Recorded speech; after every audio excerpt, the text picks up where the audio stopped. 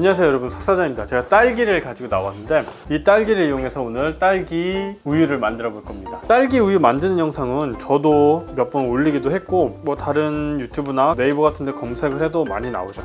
무슨 딸기 우유를 또 만드냐 이렇게 생각하실 수가 있는데 오늘 알려드리는 레시피가 제일 맛있어요. 그래서 저도 집에서도 자주 해먹는 그런 레시피입니다. 그리고 만들기도 제일 간단하고요. 먼저 이 딸기를 이 블렌더볼에 넣고 갈아주시면 됩니다. 네, 이게 블렌더가 없으신 분들은 그냥 숟갈로 으깨시거나 아니면 칼로 잘게 썰어 주셔도 돼요. 여기에 이제 설탕을 넣어 줄 건데 저는 비정제 설탕을 준비를 했어요. 비정제 설탕을 넣어 줄 겁니다. 그냥 일반 백설탕을 사용을 하셔도 되고요.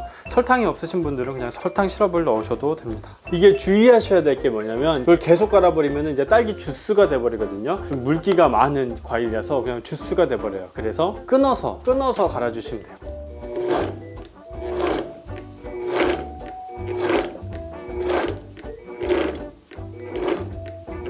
딱 이 정도면 적당해요. 더 이상 갈아줄 필요 없고요. 잘 간 딸기를 컵에 잘 담아줄게요.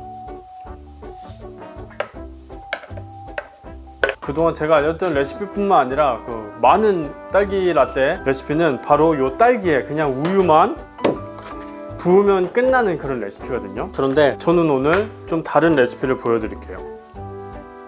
근데 이 라떼라는 게 우유라는 뜻이거든요. 그래서 딸기 라떼, 딸기 우유 그냥 같은 말입니다. 근데 지금 오늘 만드는 거는 엄밀히 말하면 그냥 보통 딸기 라떼는 아니에요. 왜냐면 바로 이 녀석이 들어가기 때문입니다. 딸기가 이 생크림하고 정말 잘 어울려요. 딸기를 그 케이크 생크림과 같이 먹는 그 맛을 낼 수 있는 음료가 바로 이 음료거든요. 그래서 생크림을 좀 부어줄 겁니다. 우유랑 섞어줄 거예요.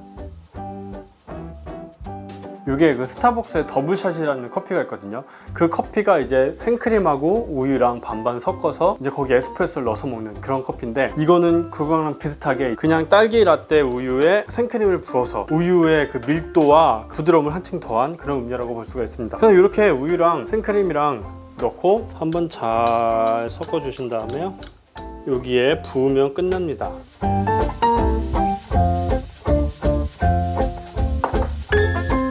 이게 딸기와 생크림이 잘 어울리기 때문에 원래 딸기 라떼 위에 생크림을 휘핑을 쳐서 올리기도 하는데, 이 방법은 그냥 휘핑 칠 필요 없이 그냥 우유랑 생크림을 섞어서 만들 수가 있어서 굉장히 간편하죠. 따로 생크림을 올리는 것보다 그냥 이게 잘 어울려지니까 마실 때 더 맛있었어요.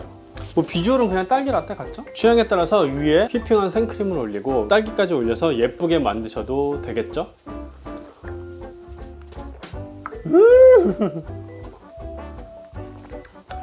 너무 맛있어요. 진짜 맛있어요.